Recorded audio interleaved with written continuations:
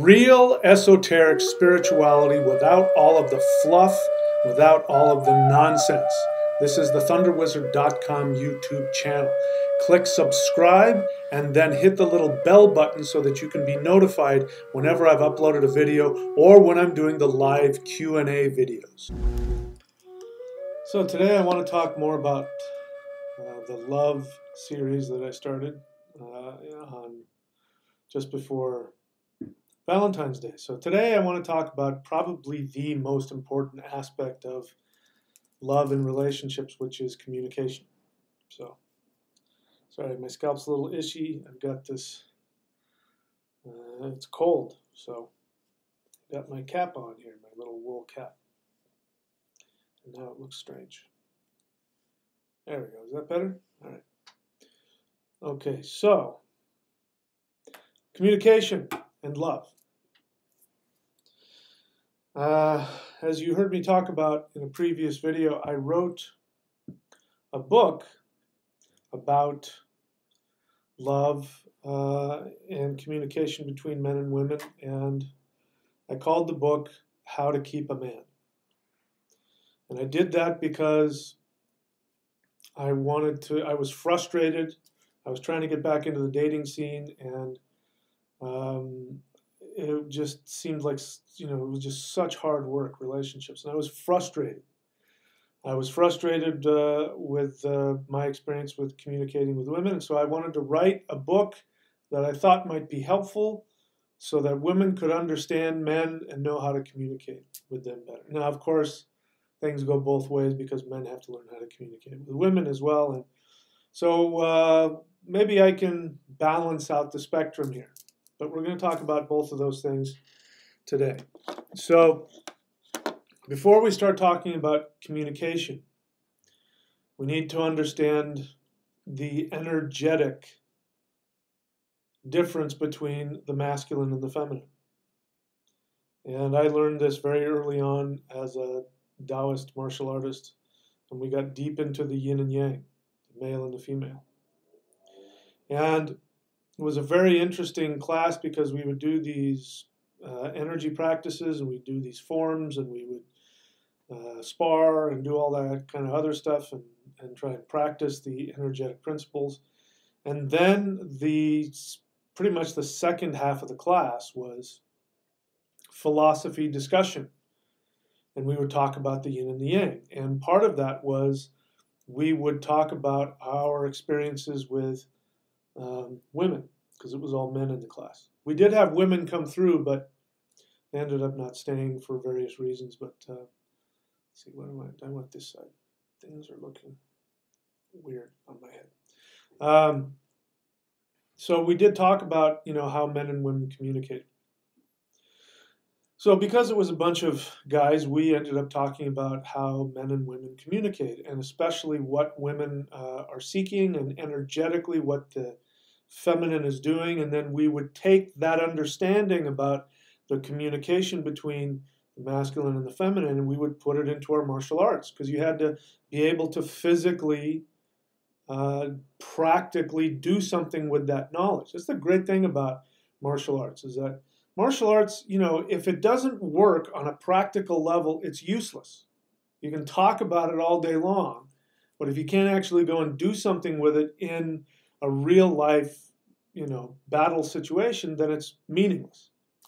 And that was part of our job, was to learn how to tap into the energy in a real way. Because if you can understand that concept about how the masculine and the feminine works on an energy level, and sending energy, and sending different kinds of energy in your strikes and all that, to a point where the other person is going to feel it and respond, and then you're talking about a real force in the universe. Otherwise, it's just talk. This is the warrior lifestyle. The warrior lifestyle is, I want to know how to take this information and do something with it. And am I doing something with it? Is it going to accomplish something in the real world? Otherwise, it's meaningless. So what I'm sharing with you is things that I have actually practiced and done. And to me, I find this information very practical. So we need to understand on a practical level, even though we're talking philosophy, the difference between the masculine and the feminine. So we're going to start at the very beginning, which is you have multiple dimensions in this universe, and the way the universe has come together, and this is found in Norse mythology as well as in Taoist mythology, and you can find it other places as well. In the beginning was emptiness, pure potential. That was nothing. From that nothing comes the two. In Norse mythology, it is the fire and the water home, the north and the south.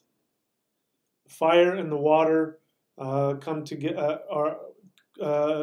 into manifestation, and a drop of the water hits a spark of the fire, and boom, reality as we know it is born. And from that connection of the two comes the 5 elements. Actually, from the 2 come the 3, which are Odin, Vili, and Ve, or the 3 ones, or the 3 dimensions. And then from the 3 comes the 5 elements, which is life force energy in physical form that has different levels of materiality. The least dense is ether. The most dense is what we call earth, and everything in the middle. Ether, fire, earth, metal, water. Let me see. Ether, metal, fire, water, earth. These are the 5 elements. So you've got nothingness, which would be the singularity. From the singularity comes the 2, the polarities, yin and yang, positive and negative, fire and water. From the polarity comes the 3, Odin, Vili, and Ve, the 3 dantians, the 3 ones, mind, body, spirit. It doesn't really matter. It's always comes down to that. From the 3 comes the 5 elements. From the 5 elements comes in the infinity of created matter. So we're talking about, right now, we're talking about the 2, the duality. From the singularity comes the duality. And the duality can also be seen as the yin and the yang, the male and the female. So we need to understand that they are polar opposites. Now, we are human beings, so the fact that we exist means that we have within us both male and female, positive and negative, yin and yang. And we're going to be expressing on one side of the spectrum more than the other. There's very few people that are right smack dab in the middle, very few. Everybody else is on some level on the spectrum in terms of what they express. There's the physical expression, which would be the genitalia. There's the mental expression, and then there's the sexual orientation expression. You know, it's all over the place. I mean, I'm kind of all over the place as well. Physically and sexually, I'm very masculine. When it comes to when I communicate emotionally, I can be extremely, squishy. Would be more on the feminine side, and I've actually run into that with a lot of women where they get together with me and they can't deal with how emotionally intimate I want to get with them. And so even though they're women and they're very much women in a lot of ways, when it comes to communication, they can be very masculine. So everybody's somewhere on the spectrum and a mixture of all different things. So we're talking about generalities. So generally speaking, we've also got the sky and the earth. Because in the beginning, in all traditions, including the European tradition, we have the sky father and the earth mother. And it's interesting, when I hear, again, it's saddening for me when I hear people appropriate other religions without permission and without going through, proper channels of respect, which a lot of white people of European descent have done. Just let me be clear, I have nothing against anybody training with Native American elders. If you have been invited to learn from them and they are teaching you and initiating you into their tradition, I have nothing against that. I have as much respect for that as I do any tradition anywhere.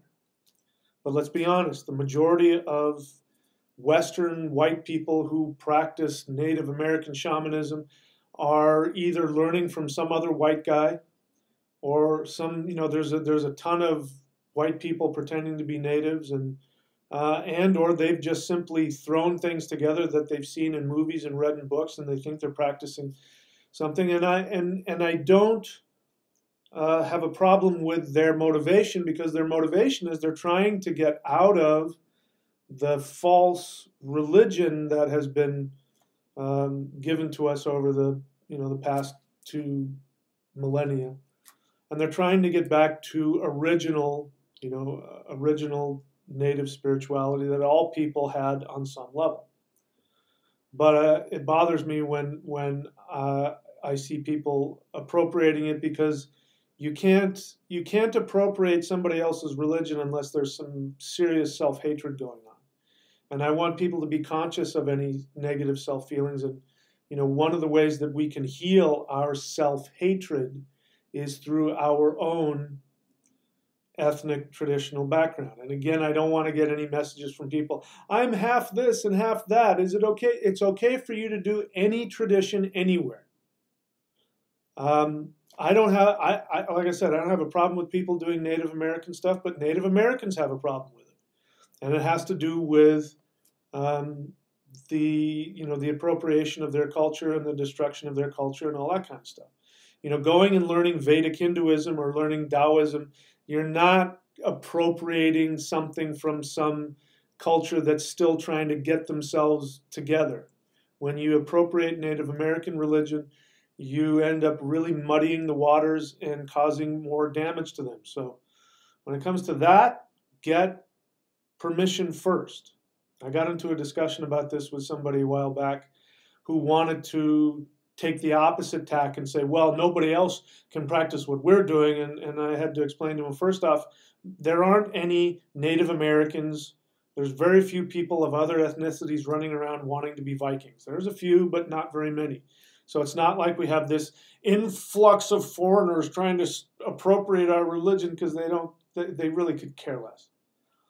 And the other thing is that we, when it comes to, that in terms of our history, we're not the ones that are, having our native religion being destroyed by Taoists and Native Americans. These people would be the first to help us, shore up and help us preserve our ancient lineage. So that's just coming from racism and fear, and you don't like the way anyway. I'm getting off topic here. So listen up. You've been lied to about the nature of the matrix. What if I told you that you could hack into the matrix? I've done it, and I can teach you how to do it. Click below to watch the free video that I put on my YouTube channel a few years ago that has since gone viral. I discovered that the matrix, like everything else in the universe, operates from certain rules. There are 5 rules that govern the matrix. And then there is one secret technique that, to my knowledge, nobody else has figured out, that allows you to hack into the matrix, understanding these 5 rules and using these 5 rules to control, manipulate, and change reality so that you can have exactly what you want out of life. Don't allow yourself to be deceived by the victim mentality that has been thrust upon you by everybody in the media and in modern society, in history, in religion. You have the power to hack into the matrix, to control your life, and have the life of your dreams. Click below, watch the free video, and then learn how you can do what I've been doing for myself over the past few years. Yin and yang, male and female. Sky father and earth mother is the basis of male and female. And I won't get into all of that. You can watch that on other videos. The name for the king of heaven in multiple traditions all over the world has the same root, and it means sky, sky father. Earth mother is the yin, is the feminine. And so we have two polar opposites in what these are trying to do. What is the sky father? We look up to the sky. The sky father traditionally is the North Star. It is the king of the universe, the celestial emperor who sits in the North Star and guides us. So he represents a spiritual guidance, guidance towards our evolution. We use the North Star to know where to go. And this is the representative. He represents the highest awareness, the highest chakra. He represents spiritual ascending from the physical to the spiritual. He represents that. Listen to what I'm saying, because when we start talking about how men think and how women think, you're going to see the difference in why men do what they do. It's going to come from this. And from women too. You're going to find out why women do what they do. It's going to come from this.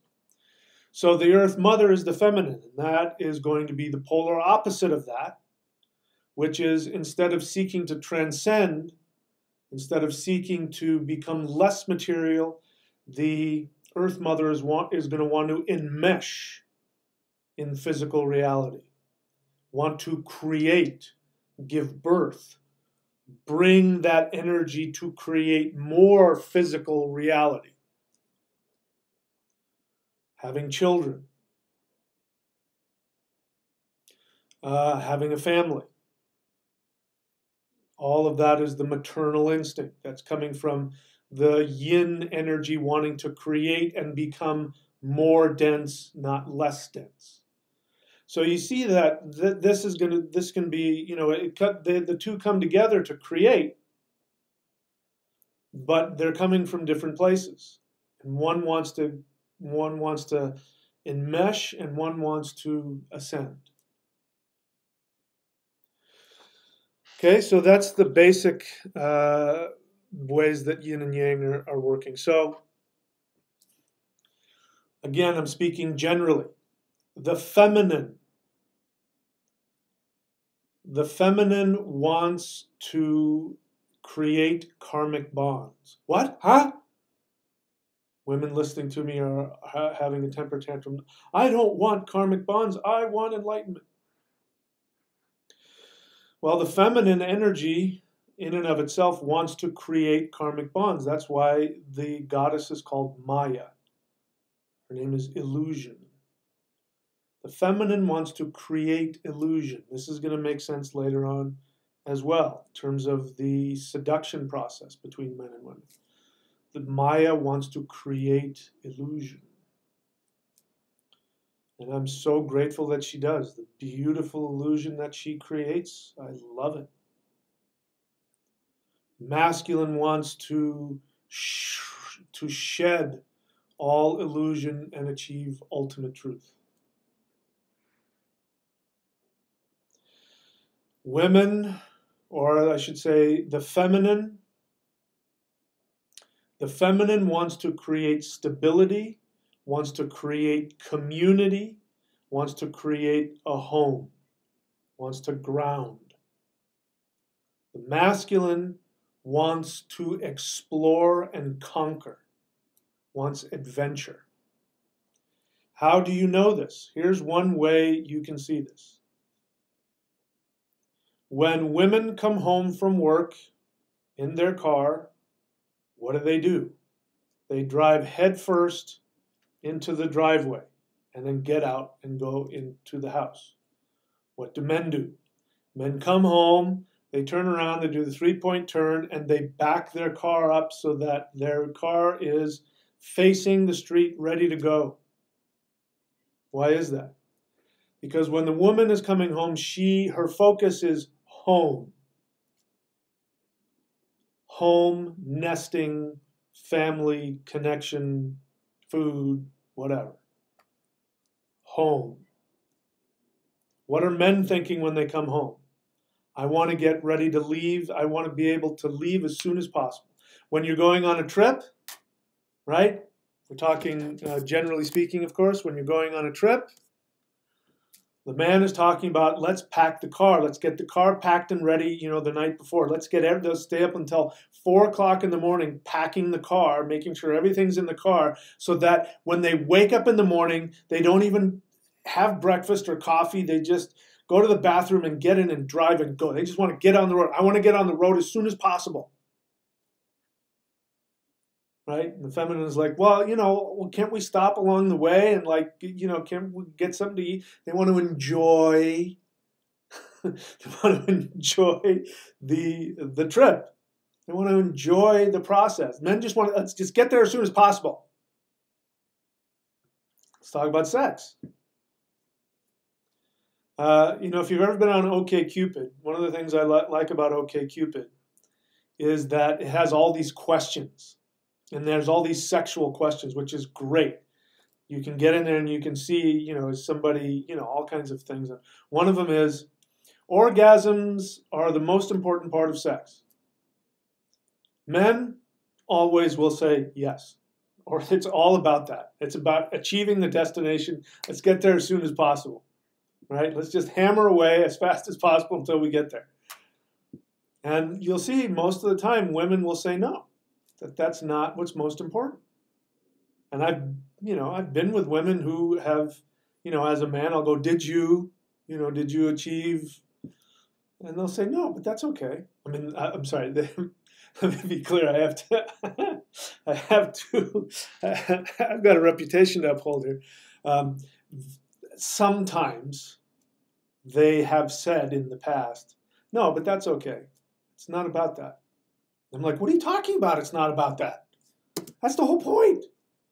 That's what I want to that's what I want you to achieve. I'm working hard so that will happen for you. Well, that's my projection because that's what I want. But not to say that most women don't want to achieve, orgasm. Of course they do. But you will see proportionally many more women who will say that's not really what this is about. That's not the main point. Because they're interested in the journey. Men are interested in the destination. Same thing with communication. Man and a woman talking. If you're with a guy and he's doing this, he's trying to figure out, so what's the point here? He's trying to figure out where he can take this to its final destination so he can get back to watching football or whatever the hell else he's doing. My dad was a good example. I remember in college, the few times I talked to my dad on the phone, I remember one specific time we had talked about something we had to talk about. And he says, are we done? And he didn't want to banter back and forth. But what happens when you're talking to your mom on the phone? Hi, Mom. Okay. All right, Mom. All right, I got to go. I will. Okay. All right, I will. Right, that's next week, of course. Well, we can do that next time, and then, well, that's under the, yeah, and she did that. Well, I'll talk to her. Okay, all right, okay, I will. All right, I gotta go. Okay, Mom, I gotta go. All right, okay. Because it's the journey, it's the communication. Right? So these are general things you have to understand about the way men and women communicate. There are some other very specific things which we're going to talk about, which I find extremely interesting. For the feminine, communication is about how I can get more deeply enmeshed.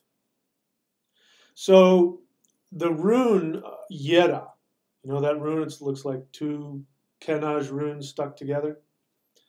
As I said, I've always used that rune to represent romantic relationship, committed relationship, and marriage. And it does. Because it's an enmeshment, it's a cooperation of the wheel. These two, a gear, the word Yera, the way it's spelled Jera, Yera, is also pronounced gear, Gear. And the word year, Year, is the same word as the Yera rune. The year is what? It's the merging of and the interlocking of the seasons. It also means harvest. It means children. We look at the year to see we plant now and we harvest now. The growth. And so, of course, it represents the relationship of the masculine and the feminine.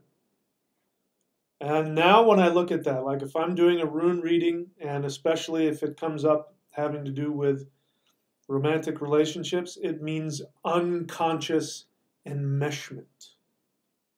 You get enmeshed with each other on an unconscious level. You forget who's who. I don't know where she stops and I begin. That's unconscious enmeshment. Your identities begin to merge. This is what the feminine is seeking. Because when the feminine can achieve this, then what happens? It's going to be the creation of life, the creation of a family, the creation of a relationship. I remember once listening to my sister. This was a long time ago, but I was a young man and it hit me really weird. Now it makes sense, but then, as a young man, full of testosterone, at the apex of my yang, it just sounded silly.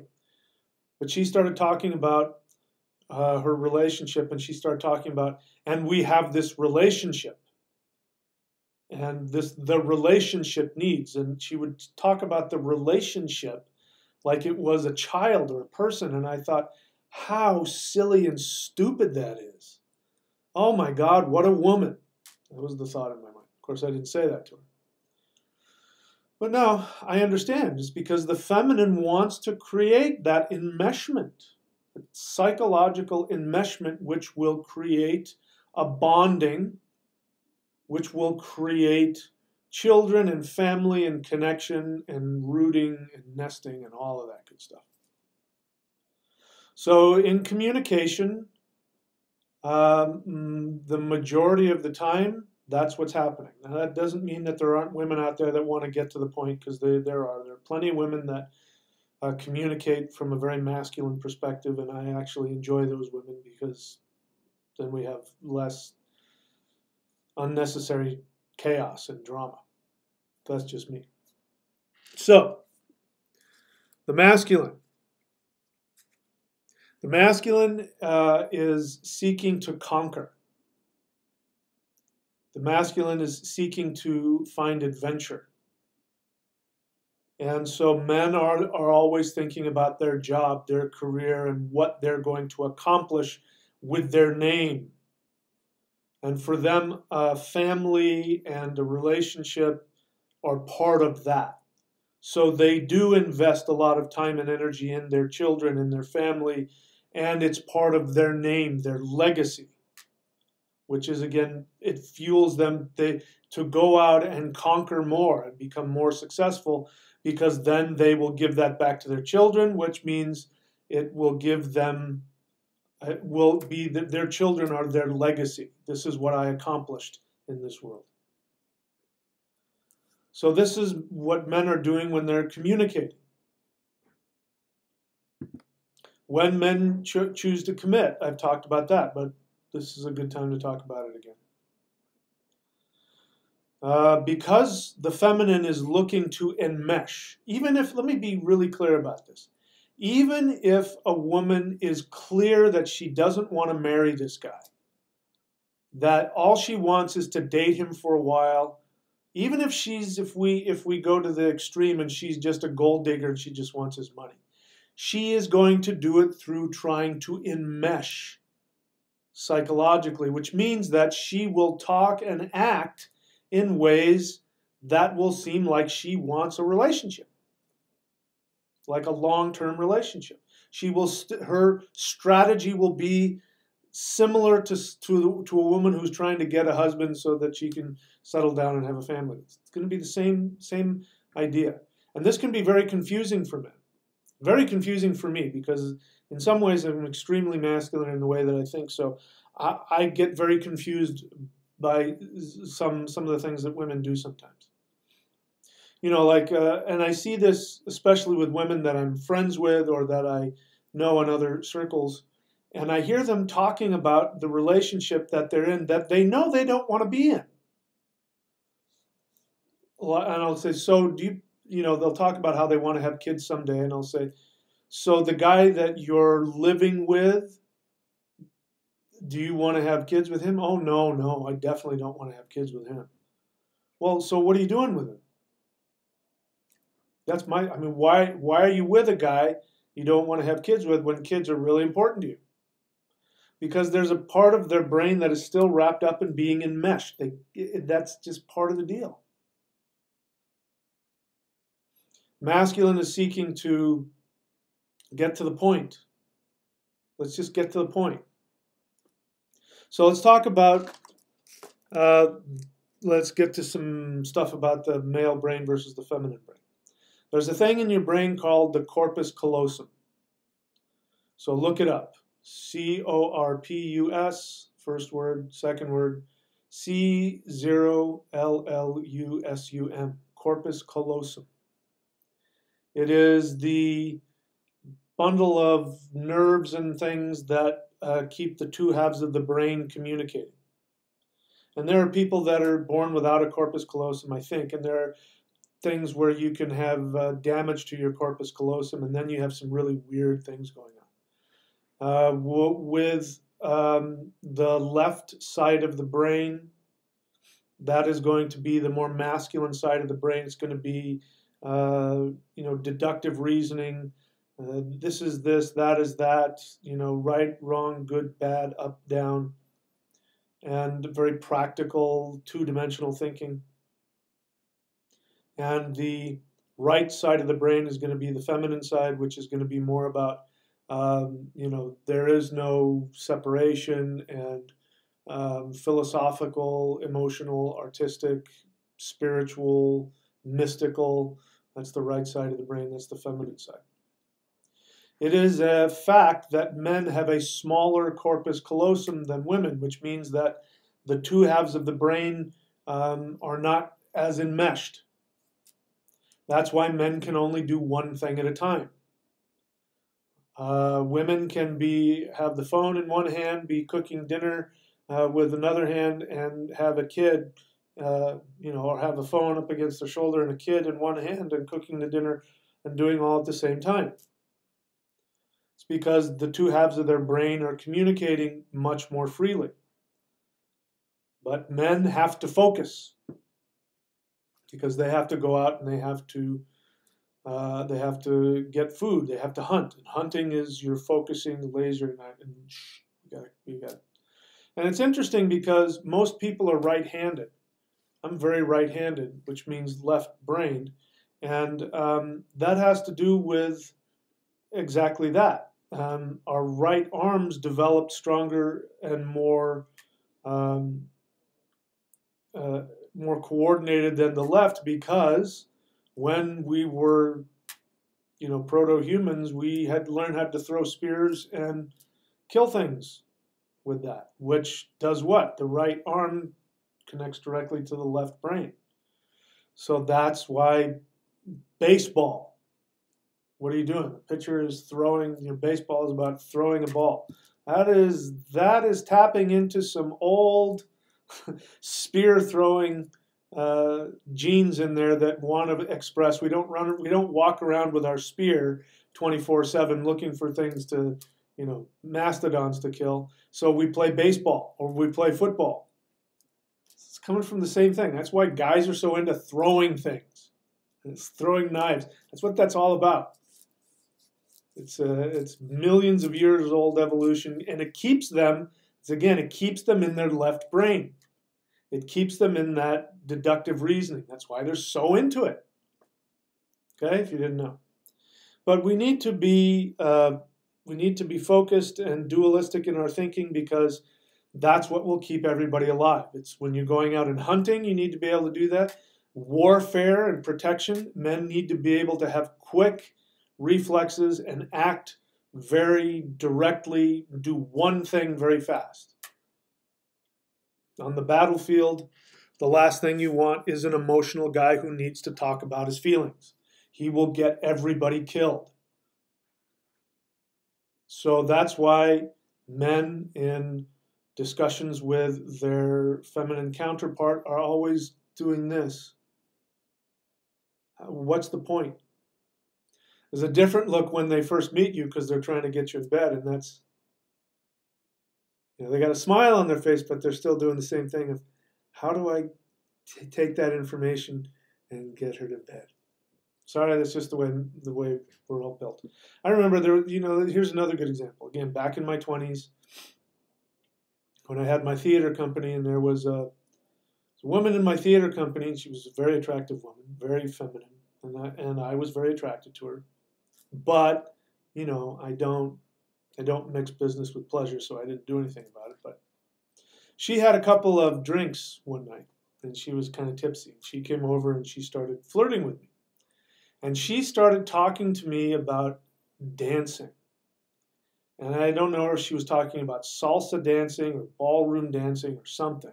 But as she was tipsy, she was saying, you should really learn how to dance, because when you dance and this, and it was really, the message was very clear. I got the symbolism. The dance meant the dance. And she was trying to make it sound like men who dance are really sexy. You should learn how to dance. So I put the two together. Of course, I didn't do anything about it. But that's what it is. For the feminine, it's about the enmeshment.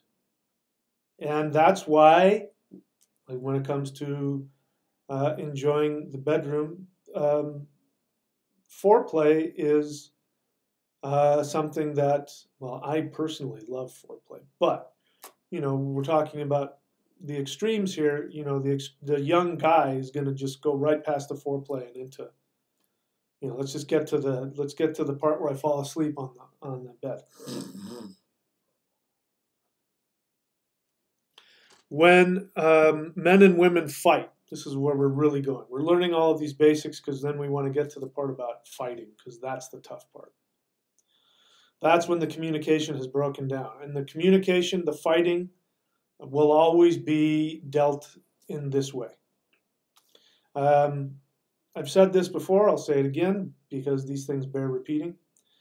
In my work over the years, working with relationship counseling, men say, I just wish she would stop nagging me.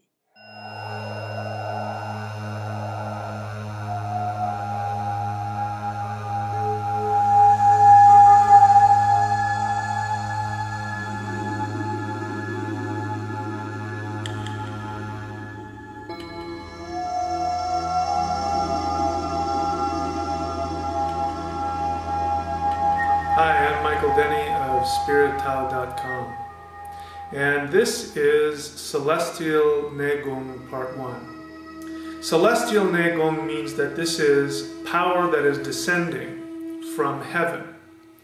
And the idea is that we are all microcosms of the entire universe. You are the entire universe, and everything around you is simply the projection. You are looking within yourself. So when you look up into the stars at night, you're actually looking deep within your own body. When you look at the sun, the moon, the trees, the flowers, you're looking within yourself. This is Negung. And so what we're doing is we're simply releasing that infinity from within us. You are tapping into and releasing the power that is within our own body, our own cells, our own organs. So one of the reasons that I'm making this DVD is in the hope that the essence and the spirit of the teaching of the Shang-Ching arts can be taught to the world at large, and it is my hope that the core essence of what the Shang-Ching tradition is will continue to live and grow and evolve. As we move on into the Aquarian age, everything is changing. I don't need to tell you that. The entire world is changing, and what we are seeing now is that if people hold on to external things, they are very challenged in life. And those who are making the transition into the next phase that we are moving into in the world as we approach 2012, those who look within and find their source of strength from within, those are the people who are getting the most out of life and will make the transition into the next phase of evolution most comfortably. It is my belief that the Shang-Ching tradition is one method whereby human beings can evolve into the next level of being in the most comfortable fashion and be able to take advantage of the rapid energetic, mental, and spiritual changes that are going on in the world today. Okay, so an interesting thing happened. The power went out, and it was the strangest power outage I've ever experienced because the power went out halfway. So the light bulbs were still on halfway, and anything like the computer or microwave or anything that needed a lot of power just to stay on wasn't working at all. TV wouldn't come on, computer wouldn't come on, couldn't turn like the fan. It was very strange.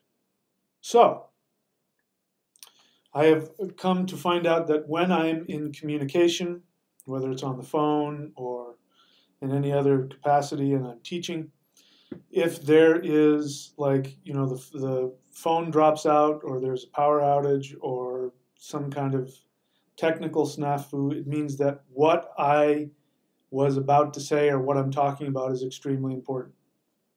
So I went back and I watched the video right up to that point where it stopped, and it said, so let's talk about fighting, because that's where the communication really falls apart.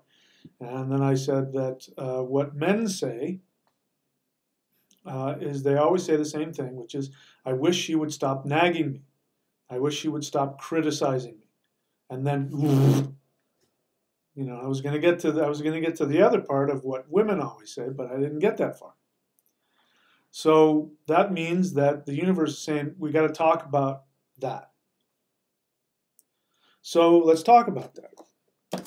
First off, let me say that the feminine, as you've heard me say many times, the feminine, what it wants to do is it wants to empower. The power went out. Not only went out, it went halfway. So that the lights were on, but nothing else was going on in here. The feminine is about power. The masculine is about strength. And so the feminine wants to empower. If she is in her highest awareness, she is going to attract and seek out the masculine that is connected, that has its highest awareness. Because she's looking for that, something she can look up to, like the earth looks up to the sky. She's looking for something she can look up to and empower. So when she's not in her highest awareness, then she's looking down. And when she looks down, right? No, you didn't. That's the feminine looking down. And I can tell you, as a man, that there is nothing more debilitating than that look. That look that a woman gives. And the look is like this. It's like, looks you up and down, looks at your shoes. That's the worst. When she's looking up at you, you can fill in the blanks there. When she's looking down at you, there's just nothing that, it'll just cut you right, it'll just cut your nuts off. Listen, there's a reason why there's MGTOW, men who go their own way. Now, you know my take on that. These guys have lost their masculinity. They haven't been taught who they are. They haven't been taught how to communicate with the feminine. More than likely, I'm almost 100% sure that their mothers were disempowered themselves, and maybe they had been abused, and so therefore they spread that by disempowering their sons. Who knows? So that my take on that. MGTOW is really a waste of time, because the feminine, I worship the feminine. It's the most wonderful, ultimately wonderful. Oh, I am in love with the feminine.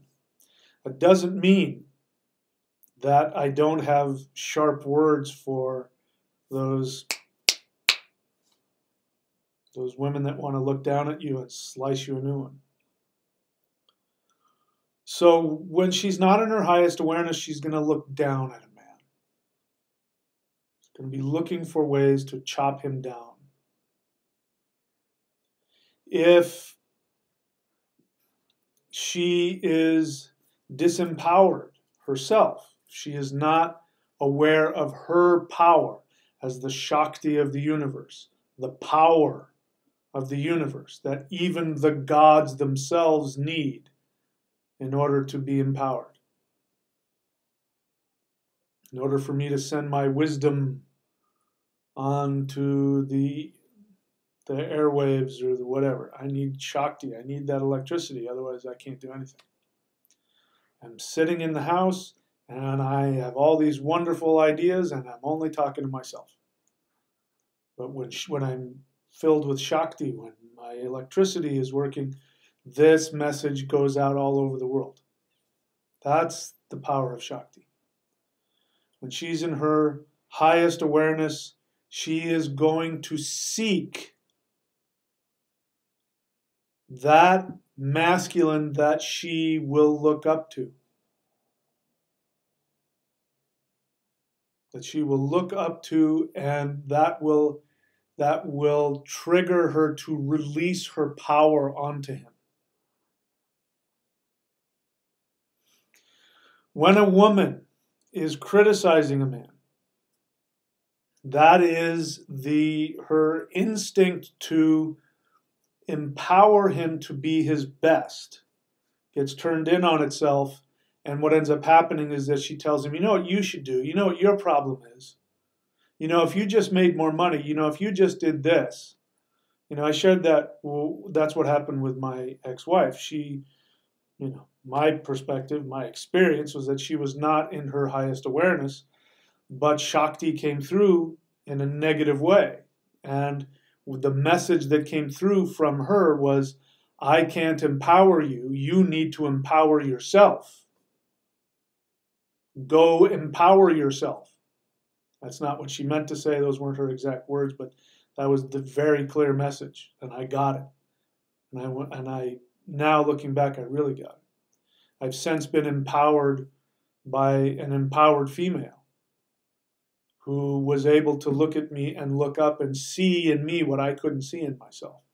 And instead of chopping me down to size, she empowered me and she lifted me up. So, women,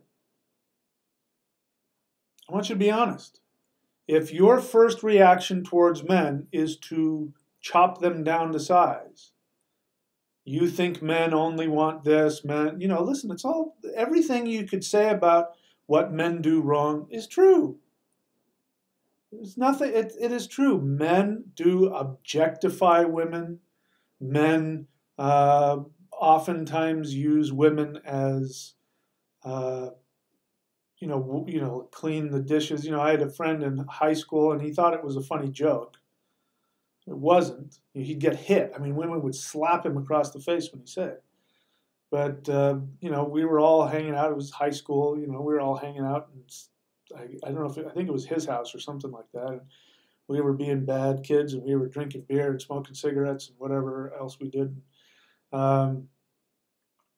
This guy says to one of our friends, it's a girl, he says, I want a beer. She says, well, why don't you go get one? He says, beer is in the kitchen, and the kitchen is woman's work. Go get me a beer. Whack! She just smacked him across the face. I mean, and he laughed, and he didn't understand. I mean, he didn't understand why that hurt so badly. When men do that. But if your first reaction when you talk about men, if I talk to you about relationships and being in love and finding a man that you can look up to, if your first reaction is to want to go to a place of sadness and tell me how men do this and how men use you, the problem is within you, my sister. Because everything is your projection. I mean, I could say the same thing for the MGTOW boys, and I have, and I harass them more because I'm a man and because I feel like it's my job to, police my own people. So that's why I come down on white supremacists. And yeah, there are racists and religious extremists everywhere, but I don't bother with them because they're not in my backyard. I police the people in my backyard. So women, if that is if your swan song is to start telling me about how men do it to you and why they did, it's the same message to you that I would say to the MGTOW boys, which is the problem is within you. You only attract what your internal reality is that you have chosen for yourself unconsciously. Because there are no shortage of men out there. No shortage of real men who would worship your power. But that's the thing. We have to know that you have it. Because if you don't have it, guess what? We are going to experience you as those ball-busting women who will chop you in half, who will slice you to pieces. And you'll either, with negativity, chop us down and make us, just take away our inspiration to go conquer the world. Or you will cling to us and want from us more than we are capable of giving without your empowerment. Because it's like, there has to be the charge, the energy charge goes back and forth. If you want to talk about the sexual act, here's my take on that. Sexual act is that it is from the earth that men receive their power, which you can understand. The genitals connecting. The man is plugging in and connecting to her root. Her Mother Earth power is going to be in those lower chakras. And that energy comes up through him and out his third eye. You ever notice that, when you're really in love, who wants to look into the eyes more? I mean, I love to look into my partner's eyes, but women, why don't you look at me? Look at me. Look at me. Because she wants that power that she's giving to come out his third eye, into her third eye. And then you see the cycle, right? The cycle of how the energy flows back and forth. If we don't feel empowered, we can't give it back to you. We cannot give it back to you. So I focused on the feminine because I spend a lot of time focusing on the masculine. And I tell you, those MGTOW boys, they're like little girls, man. It's just sad because all I have to do is just talk a little bit about how, the power of the feminine, how much I worship the goddess and how much I worship women. And I long to be able to find that empowered, loving, nurturing, feminine so that I can worship her. And I talk about how, what pussies guys are, if their swan song is to be continuously talking about how women want to steal their money and steal their sperm, and you don't understand, she took and then she's got my kid, and alimony, and I have no patience for you because you're the pussy that got yourself in that. Nobody forced you to do that. Nobody, you did that. You walked into that. If she's everything that you said, you walked into it. You were stupid enough to walk into it. That shows a lack of power, a lack of strength. You were not in your highest awareness. Listen, hindsight is 20/20. We all made mistakes. I've made mine. But I don't, I take full responsibility. And I've since gotten my power back. So if you're still walking around, limping around, guys, that's on you. It's your issue. There is nobody in this universe powerful enough to take away your power or to victimize you unless you allow it. That goes for everybody. So the power went out when I was talking about men being chopped down to size, and the takeaway from that is that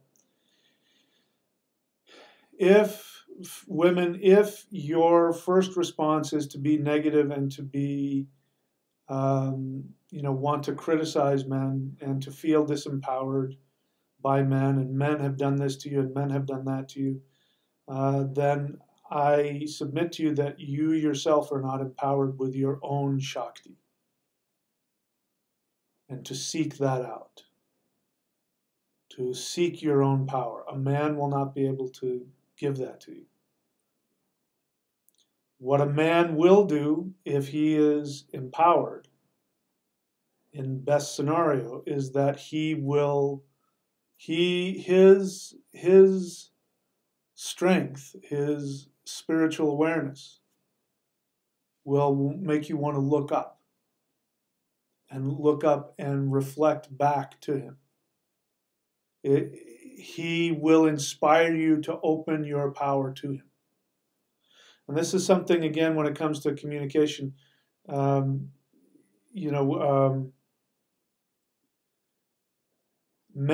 need to earn this is just like in the sexual arena. Men need to earn that. We don't respect a woman that just sleeps with us without any, most men will do it. I mean, they're not going to pass it up, but, they don't respect it. They'll enjoy it, and then they'll go, yeah, no, I'm not going to date her. Are you kidding? She has no self-respect. But when she makes you earn it, and you'll know if a guy is interested in you if he is willing to earn it. If he's not willing to earn it, he's not interested in you, and or he's not worth it. So don't waste your time. And at the same time, if a man is awakened and aware, then she will trust him, and he will earn it that much more quickly. I even know of a guy. This guy, I have a lot of respect for this guy. He's a good guy, really good. He's a strong guy, but he's just also extremely sweet and loving, and just very, very awakened individual. One of, really a real pleasure to be around. Everybody loves this guy. And the woman that he ended up marrying, she wanted to sleep with him right away, and he wouldn't do it. And she was complaining about it. Like, why won't this guy sleep with me? Because he said, I don't want to screw anything up yet. I'm still getting to know you. He didn't have any sexual issues. He said, I really am falling in love with you, and I want to get to know you before again, it's that warrior commitment. He understood intuitively that for him, that fusion of energy was a commitment. And being the warrior, he's not going to commit until he's ready to follow through. So, we've talked about that, how the reason why men don't say I love you right off the bat isn't because that they don't have squishy feelings for you. It's because they know that once they say I love you, that it means that they're committed to you, and they're not going to commit to you until they know they can follow through. Doesn't mean that they don't love you, and it doesn't mean that they're not interested, and it doesn't mean that they're not working towards that. It may mean that they have some fear about that and they've got issues, but that's how you know. That's how you know. So, let's see if I have anything else that I want to say having to do with that. Yeah, what happened to that? Yeah, that thing that just messed me up there. Hang on, let me see. Nope, I don't know where my notes went. Where did my notes go?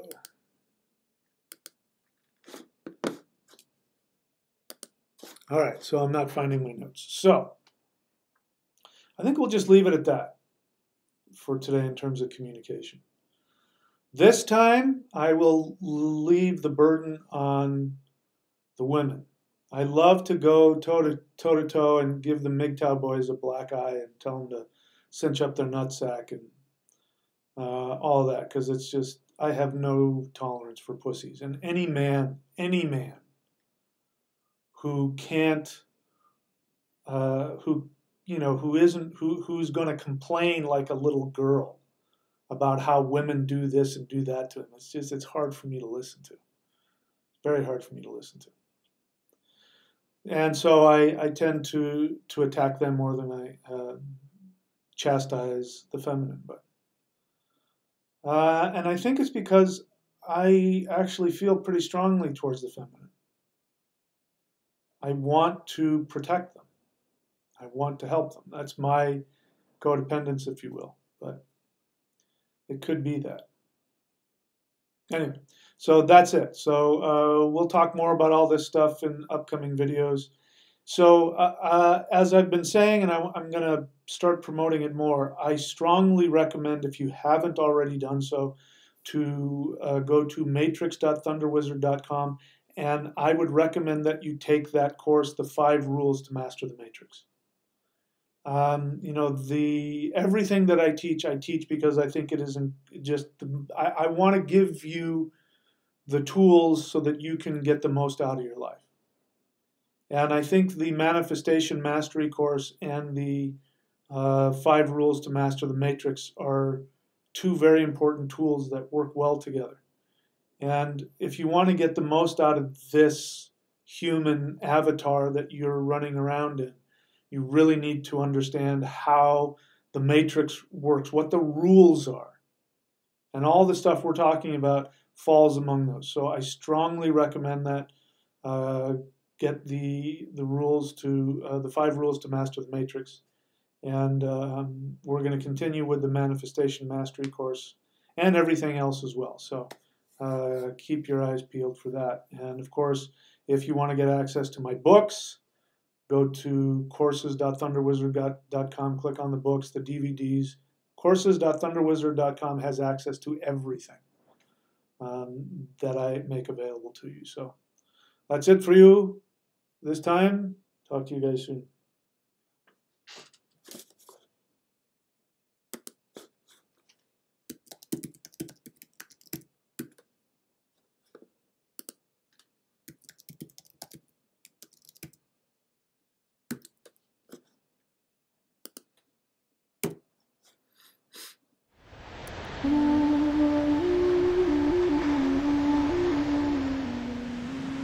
Okay, so be honest with me. You have tried practicing the law of attraction in your life. You have sat on the edge of your bed and you have focused on positive feelings and focused on bringing up good feelings about things that you want in your life, and you've had little or no results. If you're honest, in my experience, the majority of people who have really tried to use the law of attraction to manifest their dreams have been disappointed, and in some cases outright frustrated, and in some cases their lives got worse. Now there is an actual reason for that, and that is because the law of attraction actually doesn't work unless it is combined with the law of manifestation. And sadly, most of the law of attraction teachers out there, many of them well-intentioned, are only giving half of the recipe for being successful when it comes to intending and manifesting your life. My name is Michael William Denny of the ThunderWizard.com YouTube channel, and just like you years ago, I tried sitting on the edge of my bed and focusing on positive feelings. I tried to keep myself in a positive state of mind, and very little happened, and as a result, it was very hard for me to keep those positive feelings coming. And then I was told that, well, you have negative things in your life because you're focusing on too many negative things. But the problem was I couldn't turn my negative feelings off. But here's something that I've learned, and this is incredibly important. I want you to listen to this. You don't have to monitor your feelings. You can have all kinds of negative feelings. You can have sadness, you can have fear, you can have resentment, all of these so-called negative feelings that are supposed to bring you all kinds of negative things. You can have these feelings, and if you know how to practice the law of manifestation, it doesn't matter how you feel. And that to me was so liberating. Because listen, there's a lot of people out there feeling guilty and feeling unspiritual because they do have less than perfect feelings. And when things aren't manifesting the way they want, guess what happens? Naturally, you have negative feelings coming up. And if you've been told that your negative feelings will bring negative things, then you are then filled in with this feeling of guilt and shame, and then you go into this cycle of guilt and shame, and you can never get out of it. And it doesn't matter how many seminars you go to, or how many books you read, or how many videos you watch of people telling you if you focus on positive things will happen. None of that matters, because now you're filled with all of these negative feelings, and then you're afraid to take any action, and then nothing happens in your life. So I'm here to free you from all of that. It doesn't matter how you feel. The only thing that matters is, do you know how to properly intend? And that is what the law of manifestation is. When you combine that, then guess what happens? You start to have some positive feelings come back into your life, and then guess what happens? Then you can merge the law of attraction, because you can take those positive feelings and you can merge it with the law of manifestation, and you can focus that energy into your intentions. And then, in my experience, the law of attraction and the law of manifestation works every time. It has worked for me. I'm sitting here in front of my house. I'm not kidding you. My house is right over there. And I simply walked out of the front door of my house this morning and decided to make a video and tell you my experience of the law of manifestation and the law of attraction. So, if you want to get started, click the link and go to thunderwizard.com and look for the Manifestation Mastery course, and click on that to get started.